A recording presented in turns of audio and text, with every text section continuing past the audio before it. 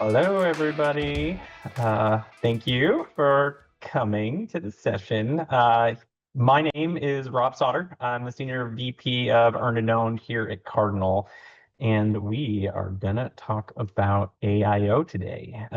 Before I dive in, I do just want to say thank you to everybody in the community, people who are a part of this event, people who will be a part of this event in coming years. It's great. We really appreciate it. This has been a super fun event. This is my third year being a part of it, and it's been amazing. And it really doesn't happen without so many of you in this community and clients and friends, et cetera, being a part. So I wanted to say thank you, and I'm really excited to dive in. So let's do it. All right. So today, what we want to talk about is some tactics, some specific things you can do today to get started in AIO. I spent a lot of time in my career in research, going to grad school, things like that. And what I've often found is that the narrative, the research, the discussion is always months and months ahead of where most of business is today, especially healthcare in this case. We've been talking about a lot of great case studies. We've been talking about a lot of great innovations about AIO. But honestly, when I do audits, when I have discussions with clients, potential clients, peers in the space, we've been hiring a lot of great talent. I keep hearing that very few people have really started this AIO journey. So I really wanted to make sure that today I left you with some tips that for many of you, if not most of you, well, I haven't even thought about this. I've been reading about it. You know, there's a lot of fear mongering on LinkedIn about it. But how do I even get started? What do I even do first? That's what today is for. I have done a lot of other great sessions on case studies, learnings, outcomes. I got links throughout this deck that when you can take this home with you, you can go check out all that great content. I have prompts you'll be able to take away as well to help you do some of the things I described. But today we really want to focus on helping you take that first 2-3 steps and really set you up for success and looking good in front of your organization as far as AIO. So these are the 5 steps. We're going to get into each one of these. I actually have a 6th step, but it's really more of just a go do it. So we're going to have as many examples as possible. I have a chat over here. Hopefully, if I see questions, I will try to answer them. And if I get done early, super unlikely, I will do some Q&A at the end as well. So we'll see, but I wouldn't put money in the bank for me having extra time. Ever. So let's do it. Step 1. Set a benchmark. We're going to spend a decent amount of time on this one today because this is probably one of the most nuanced ones in regards to, well, how do I do it? What do I do? What tools do I have? How can I get my teeth into this? There's so much going on. The good news is most of my advice here you can do for free with tools that are available to you right now. I will also make some recommendations on tools and technology that you might be able to spend some money on. I'll make some recommendations later in the deck on specifics, but I really wanted to kind of tailor this to anyone, no matter how small your healthcare business, you can really dive in and get to work right away. So first, most important, even before you set a benchmark, try to make sure you start to understand what the goals are, align those goals to your current marketing goals. Just take some time thinking about, what do I want AIO to accomplish? How does it fit into my portfolio? What are my goals for AIO right now? Do I want to just establish the framework? Do I want to outpace my competition? Do I want to dominate visibility, or do I really want to try to have it contribute to leads? Think about that. And then secondly, I want to give you a model to use. And I talk about this a lot, but I'm a big fan. When you approach a new opportunity, a new challenge, a new innovation, such as AIO, the POST methodology has been critical for me in my career in regards to success for setting goals, setting an objective and a strategy. So POST is people, objectives, strategies, technology. And the idea is to think about a problem in that way. So start with people. Who are my stakeholders? What talent do I have on my team? What am I capable of? What are the people I have to invest against this? Set your objective, your goal, what you hope to accomplish. Think about the strategies you need to employ to accomplish that objective, and then and only then think about the technology you can apply to solve that problem. What I don't want anyone to do is leave this session and run out and think, I need all this technology, I need to spend all this money. You don't. But there will be opportunities for tech to improve what you're working. So how do you get some baseline data? I have sort of 4 suggestions here, and each section will have some recommendations and some tactical takeaways as well. So first and foremost, AIO and SEO are not the same, but they are very overlapped. So all the smart stuff you hopefully have started to do, or maybe you're doing amazing in SEO so far, applies often and almost always to AIO. Most specifically, what is your SEO strategy? What is the role of SEO in your digital program? What is your unique value proposition and the message you're trying to put to the market? Try to understand what that is in SEO, and then start to think a little bit about how it applies to AIO, being the difference being the experience of AIO, being questions and answers based. So start to understand, how do I apply this message, this approach, this market strategy, and what can I get out of AIO to make sure you can apply it to this program. Second, I heard some people talking about this yesterday and today on scaling up. What is your sort of current impact? What are you getting from language models right now? This is specific to traffic and leads, depending on how you're tracking in your analytics. Through referral traffic and referral reporting in GA or FreshPaint, whatever program you're using, if you're tracking referral, you can ideally now very easily set up the traffic you're getting, and then if you track through leads, form fills, et cetera, whatever your goals are, start to track that as well directly in your analytics. So this helps you fill that gap. The people who have left have done less searching on Google, now we're searching on language models. This helps you fill in the gaps and understand, well, how many people are coming to my site from these models, and are they as valuable? Are they driving actual business impact? The answer is yes. Probably not as many as you think yet. Our most advanced clients are seeing maybe 1 in every 10 at the most leads coming through from language models, sometimes as low as like 1 in every 100 for sort of high volume. However, what we have seen through direct research and direct math is that about every 5 searches that happens in SEO for a topic, about 1 is happening in the language models. So about 20%, which is interesting. It's impactful. Tends to be more discovery, but there are searches happening right now in mass on your category, your brand, et cetera. The next 2 are where you're really going to dive in. The first is do some of your own brand research. Get ChatGPT, sit down and ask yourself, what are some of the things we hope we are visible for? What are some of the geographies and geo-modified elements that we hope we compete in? Start asking questions that your patients might ask, and start to understand, if, when, and how you're showing up. But be specific. Tie it back to that AIO, that SEO strategy I just called out in that top left bucket.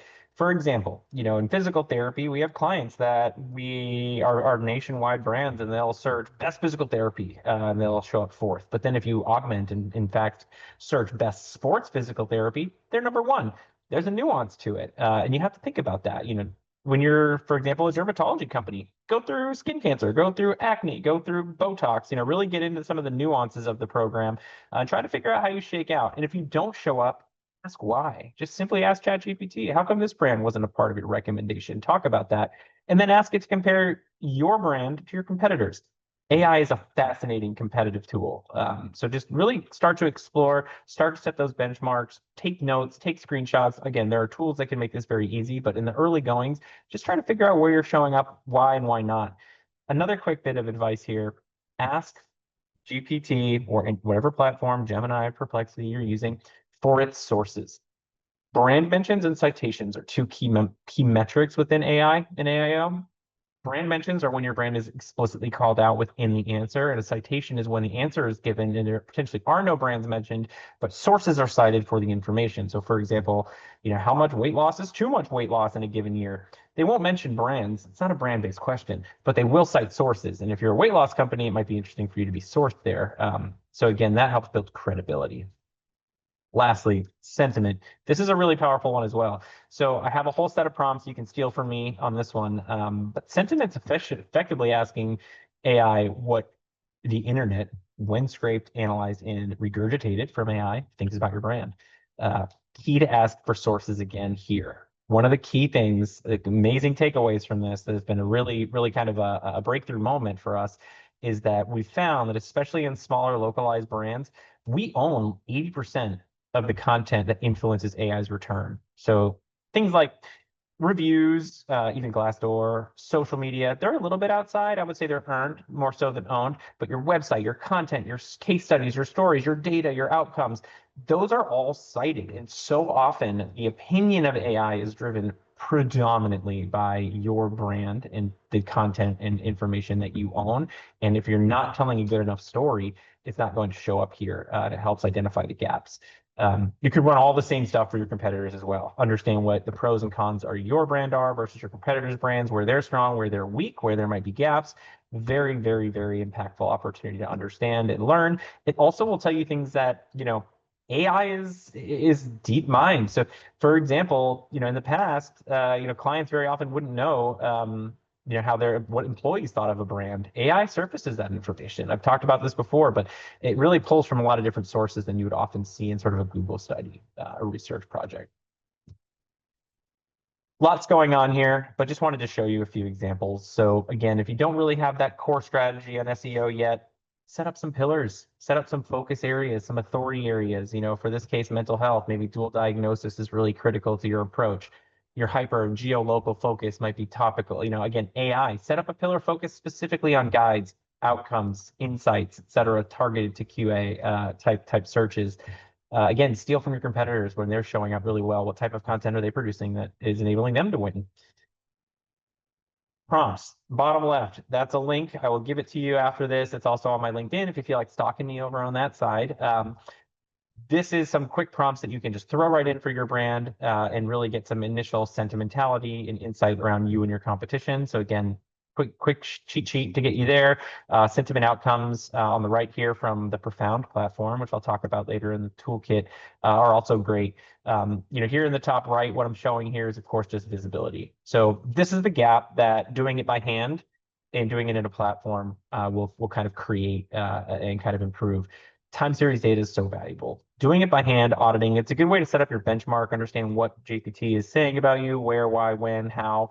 But tracking that growth over time is super critical. That's where a platform can come in. I'll talk a bit about that in step 3. So again, as you set the benchmark, it really helps you get a better understanding. This benchmarking process will set the stage for really what you want to accomplish with these next few steps. Lastly, prompts. There is a million, billion, trillion of these. You could pull your hair out. Some people argue that every single experience on ChatGPT is unique because of the follow-up prompts, the back and forth, the outcomes. That might be true. So how the hell are you going to track something that has an infinite number of outcomes? There's sort of 2 strategies that are going mainstream right now. There's persona and there's goal-driven index. I'm a big fan of both.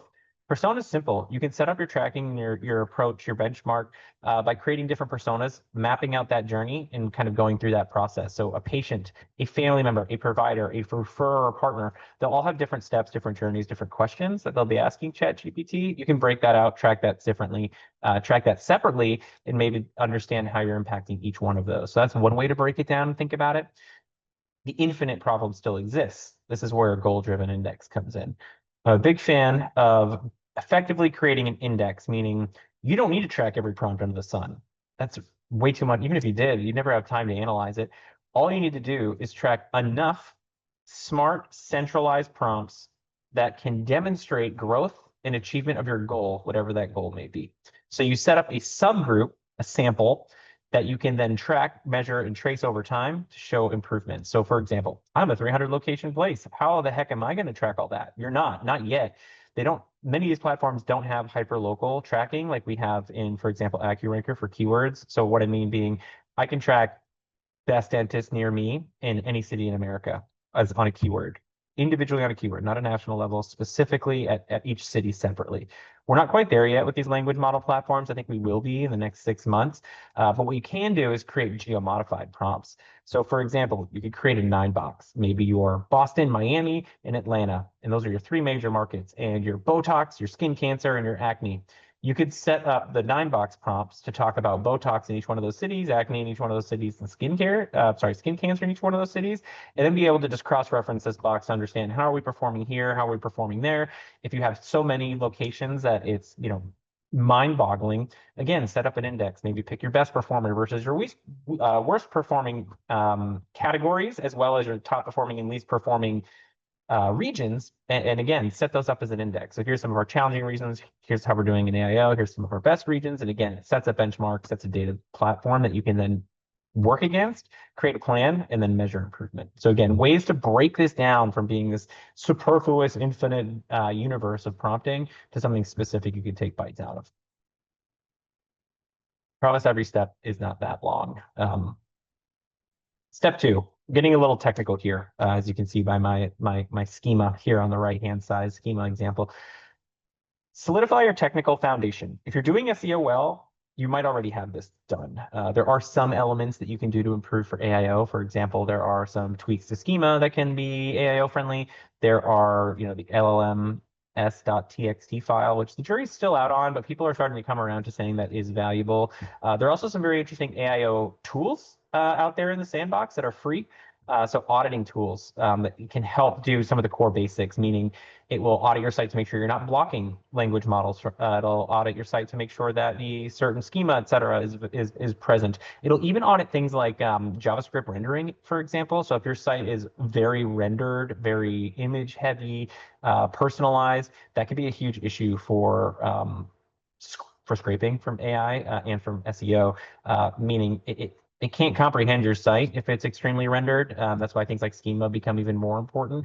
These are all things you can do now on an automated standpoint to make sure that you're in a good spot in regards to being AIO friendly from a technical perspective. This here, just 6 categories that you can take a look at from schema. Core web vitals, still important. Have a good site, make it run fast. User experience is still a huge signal. Make sure your content structure is good. Make sure you have a strategy around interlinking. Again, we can have a whole 2-hour-long meeting on this alone. But again, technical SEO has been around for a really long time. There are some nuances to AIO. Don't overthink it. Make sure you keep the room clean, keep the house clean, keep the foundation clean. So when you really do some of the exciting stuff in AIO, it has the impact you want. So again, table stakes. You might not even need an agency for this part. This is not what's going to make you better. It's what sets you up to be the best. So again, try to get this done, try to get this out of the way, address the issues, address the warnings, fix your site, get it moving, and get it done so you can do the fun stuff, which is really the content, the strategy, the messaging. All right, toolkit. This is one I think a lot of people want to talk about, specifically this middle category here. So I'll do the other two fast. It's simple. Get access to the algorithms, the paid access. Don't be cheap and get the free one. Especially if you want to be cheap, just get ChatGPT. If you want to be more, deep, I would get access to things like the Gemini platform. I would get access to maybe Perplexity, maybe Meta. Meta is interesting. It's differentiating. We're seeing way less brand mentions on Meta, far more recommendations. It's trying to differentiate itself from the other algorithms at the moment and the other language models to be sort of lifestyle versus specific. So nuance, we'll see how that goes over time, but I would still get access to understand how things are different and understand how different people are using these different platforms. It's critical for you to understand your patients and how these journeys are going to go. People are going to use these more and more. And then on the far right side, analytics, first party, et cetera, you probably have this already if you're coming to scaling up, you probably got at least some measurement by now. Again, referral traffic, et cetera. Just how can you plug in your language model data, your language model experience, your language model engagement? And now the fun one, the middle one, the platforms. For $500 a month, you can get a great platform. It'll make you look smart. I recommend you do it. It'll be a great tool to bring put in front of your board, put in front of your boss, put in front of anyone who you're trying to impress in your little, in your agency, to show that you are on top of language models, you are on top of tracking, you're going to get amazing insights. There's lots of tools that are growing every day. And again, almost every tool is around $500 a month to start, and that gets you a lot of prompts, more than you probably need. Definitely enough to get started. It can get cheaper, but I'll talk a little bit about that. So there are lots of tools. SEMrush is working on their model or their language prompt tracker. AccuRanker has a good language model tracker, prompt tracker, and Profound is sort of the front runner, I think, in my opinion. Again, if you're watching this 2 months from now, who knows? But they have a really robust platform.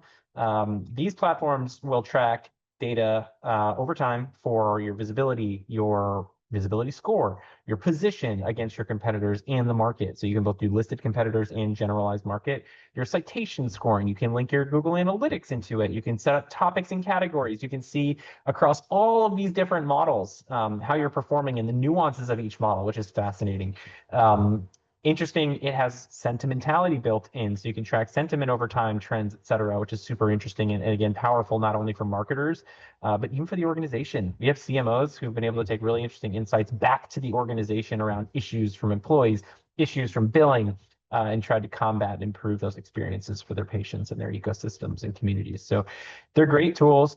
AccuRanker can be done more cheaply. You can kind of pay by the prompt. A little more flexible, a little more expensive. Again, if you can find $500 a month, that's not that much money, I hope.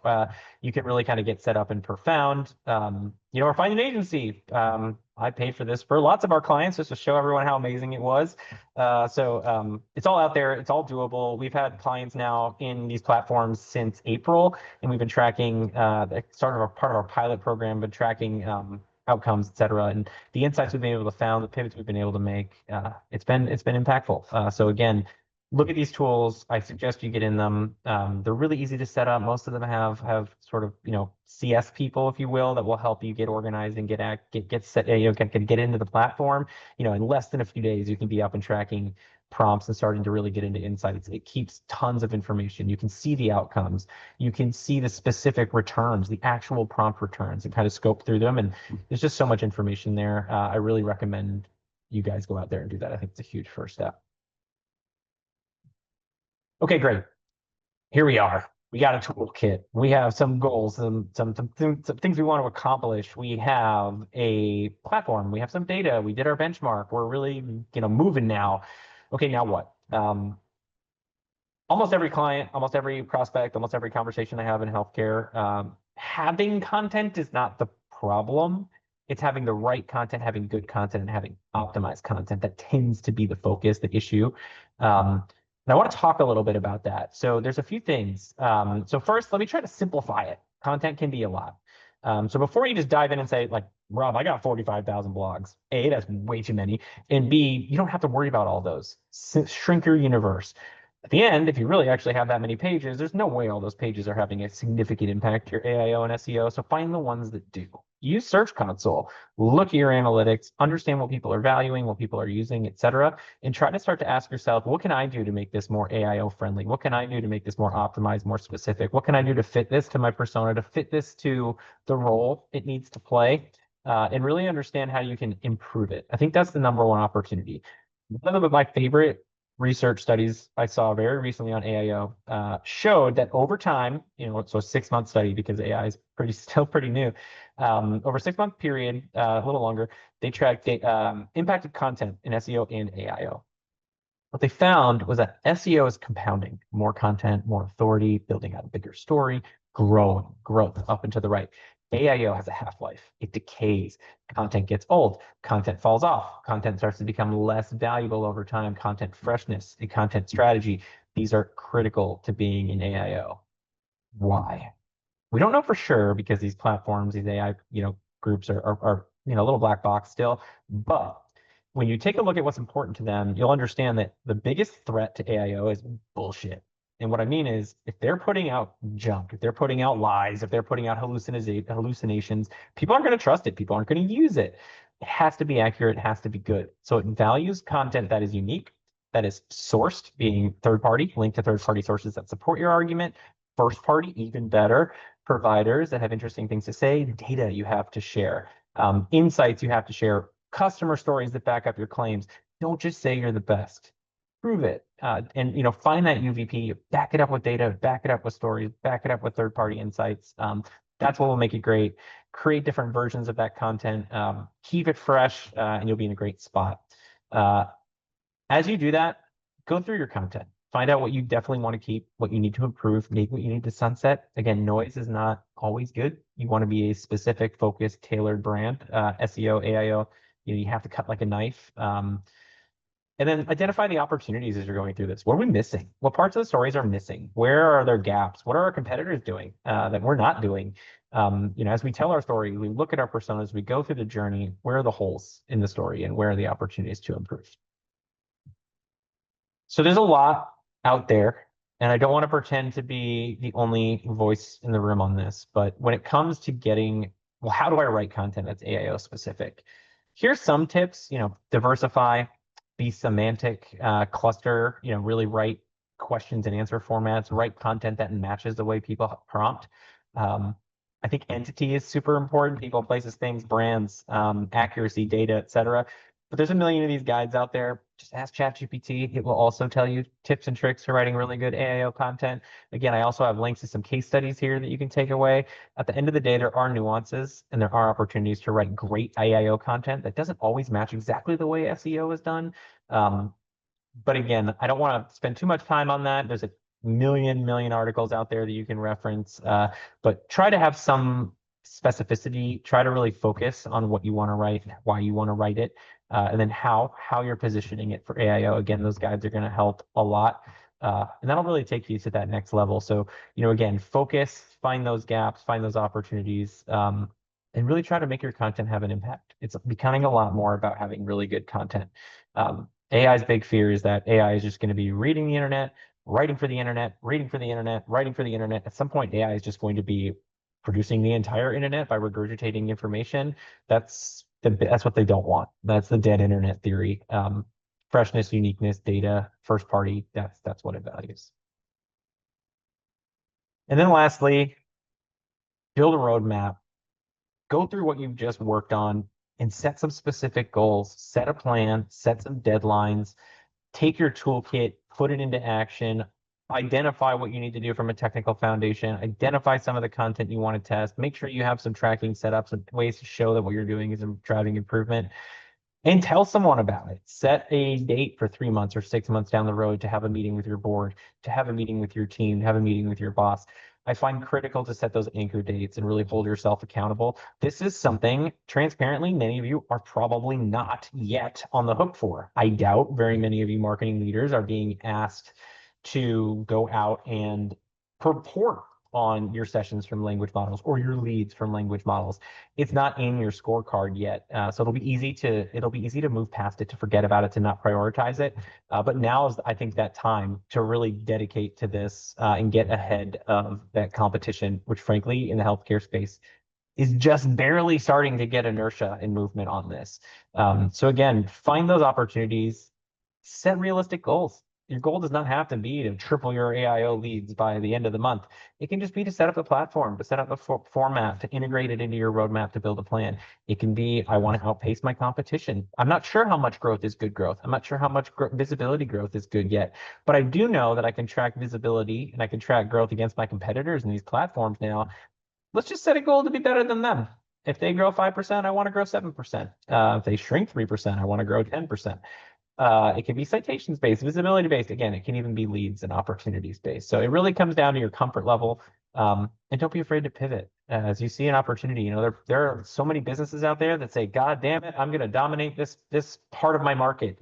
They get out there, it doesn't happen. But while they're attacking that, they realize, you know what, I'm actually seeing a lot of momentum over here. Take it. Take what the defense is giving you. You don't have to force it. Find what, let the patients, let the engagers be your guide. Follow the data. It'll take you to a version of success. And again, write it down. I will send you our roadmap if you want it. I will, the framework, the document, if you will. But build something out. Hold yourselves accountable. Again, set those goals. What is that goal going to look like? What is that outcome going to look like, et cetera? And really try to understand what's going on. I said, again, as I mentioned, outpace your competition, grow your brand, expand your lead growth, expand your visibility. There's so many great goals out there. Set one and hold yourself accountable. And then lastly, go do it. Now you have a roadmap, you have a plan. Get busy. You're going to learn a lot. I said once, and I believe it, that no one really knows exactly how to do this yet. It's all still brand new. The algorithms and language models are changing. We're going to have to change too. What I like about this, I've had a lot of different roles in digital marketing in healthcare over the last 20 years, or however many years I've been doing this damn thing. Difficult is good. Being an SEO right now is super fun because all of this is changing. All of this is new. Difficulty gives us an opportunity to beat the competitors. It gives us an opportunity to work harder, to do something different, to do something new while everyone else is standing around and watching. Parity is not in the cards right now for AIO and this sort of SEO expansion. Now's a great time to get ahead, build a muscle that other people don't have, understand, learn prompting. Agentic AI is right around the corner. That's going to be the next big pivot. There's so much coming, and I think the more you commit to this, the more you get into it, the more you get aggressive with it, the more you'll be ahead when it comes to the changes, the pivots, the nuances, all the exciting things, the browsers that will come soon. So I hope this was helpful. Again, there's a lot of little things here that links and things that I won't be able to pull up on the deck here, but that will give you prompts, that will give you examples, that will give you case studies. Bug me, find me on LinkedIn. I'll answer any questions you want. I love engaging with this ecosystem, with these healthcare marketers, with people. So please don't be shy. And thank you again for coming, for being involved, for participating today here, but also with the event. It means a lot to us. We work hard on this, and we are excited. I see a few questions, and I hate to say, because I told you it was going to happen. I'm running out of time, and they need this to set up for the final sessions. But Brooke, Galina, I will take these notes, and I will make sure I get a few questions answered, and maybe I can just provide it in the outcomes. Maybe I'll just list some few Q&A questions that I get here in the chat on this slide when we send it out, so I can address some of those common questions. So I appreciate all of you. Thank you. Enjoy the fleeting moments of our third year of scaling up. And I look forward to working with all of you going forward. So thank you again, and enjoy the final sessions.